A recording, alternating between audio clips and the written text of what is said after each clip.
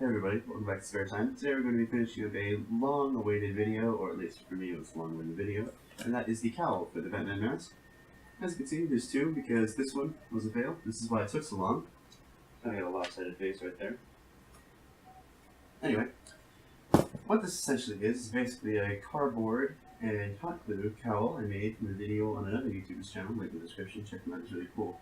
And then, after that, well, let's get right into the video for that.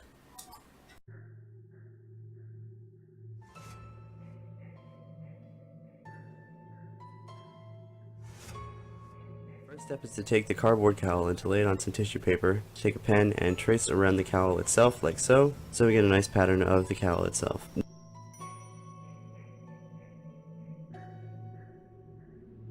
Next step is to mark a line where the in-between part of the ears go, like so, and then to draw a rectangular shape that will be equal to the distance from the face, like the edge of the nose area, all the way to the back of the cowl, just like that. And then after that you just want to cut the patterns out.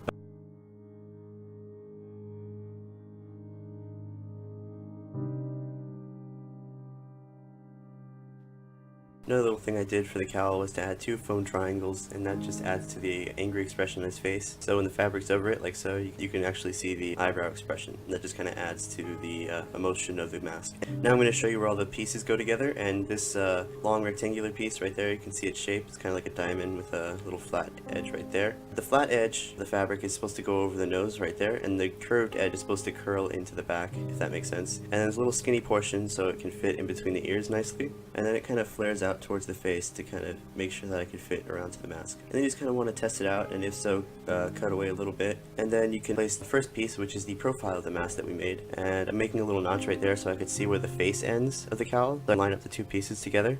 And that little circular hole of the head is where the ears are going to go, so you have to keep that in mind. And that's pretty much how it's going to go. So you just kind of have to hand sew it together, the two profile pieces and the one mid section of the head. Kind of hand sew it together with just a basic running stitch, and this is what I got so far. And the benefit to hand sewing it first is if you need to make any adjustments, it's easy to do that with the easy hand stitch. Make it tighter, make it loose, or whatever. This is what I was left with after doing a hand stitch of all the three different sides. And I left the neck open so I can easily get it on and off. After I was happy with the shape, I sewed it down with the machine quite tightly. After taking it off, of course, I didn't sew it down with the mask on. And with this little piece, it's just going to curve into the neck right there. We're just going to glue it down, and so it's going to hold its shape right there. And now the next piece we're going to be doing is to be making the ear fabric right there. And basically it's the same way as the gloves. If you saw the gloves video, it's pretty much the same principle. Basically want to trace around the ears and get a triangular piece about a little bit longer than the ear itself so it can wrap around, and then you want to duplicate it, and then you're going to want to hand stitch that piece together and see if it fits, see if it's shaped right, and if so, then you can machine sew it tightly and as firm as possible so it just keeps its shape and it doesn't bunch up anywhere. And then you want to cut around the excess to make sure it stays flat. And then to attach it to the mask, you basically want to make sure that the earpiece is right side in and the mask itself is inside out. And this is the same process for attaching the thumb pieces to the gloves. Basically you want to stick the earpiece in the inside of the cowl with the cowl inside out. There's kind of line around the edges, and then sew it carefully. And of course you want to do all this with the cowl off, and this shot was way overexposed. Yeah, you can see the stitch lines right there and right there, and I kind of just took it and sew it carefully, and you got to make sure that they're lined correctly, else it's going to bunch up.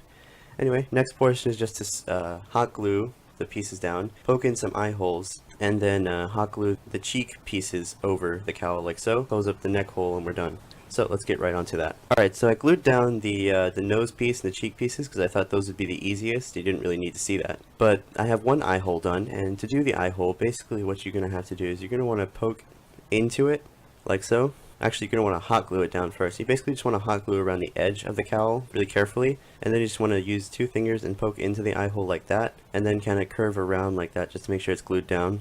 And you're going to want to wait 30 seconds after using hot glue just to let it dry a little bit, because I have burnt myself more times than I can count using a hot glue gun, so just be careful when using it. And then after it's glued down, you just want to glue it down a couple more times just to make sure it's fixed in there.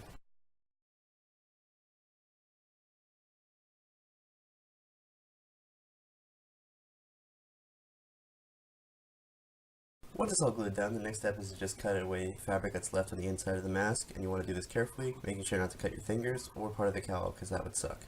And once you have it cut out a little bit, you want to just keep cutting away a tiny bit at a time so that you don't overcut it and you have some part of the cowl showing through the mask. And then you just want to fold it over again, put some hot glue down, wait for the hot glue to cure, just 30 seconds, and then to fold it over and make sure that it's snugly in place. And then you're done. You've got the cowl all finished. You could have just painted this yourself if you wanted to just, paint the cowl, but I found that this gave it a cool look. The only last step would be to close the neck hole. The only reason I left this open is because getting the cowl over the mask over the cowl would have been a pain with such a slim neck. But that's basically just a running back stitch. Really simple, really easy to do. And yeah, once that's all done, you got your finished cowl, ready for the cosplay. Hey, thanks, man. Anyway, that's the cowl done. Well, not this one, this one's garbage. That's the cowl done. Yeah, not really much to say about it. A couple details that I didn't really like in the finished product were because I made this one back in 2012. That's when I made the cardboard cowl, at least the actual fabric. Whew, my breath. It doesn't really fit my head, so it gives the illusion that that man's head is kind of oversized. And got little wrinkles up here. This I don't really mind too much as the head problem. And yeah, that's pretty much it. Let me try it on real quick for you guys. This is what the cowl looks like with it on. Fits really nicely, except for that right there.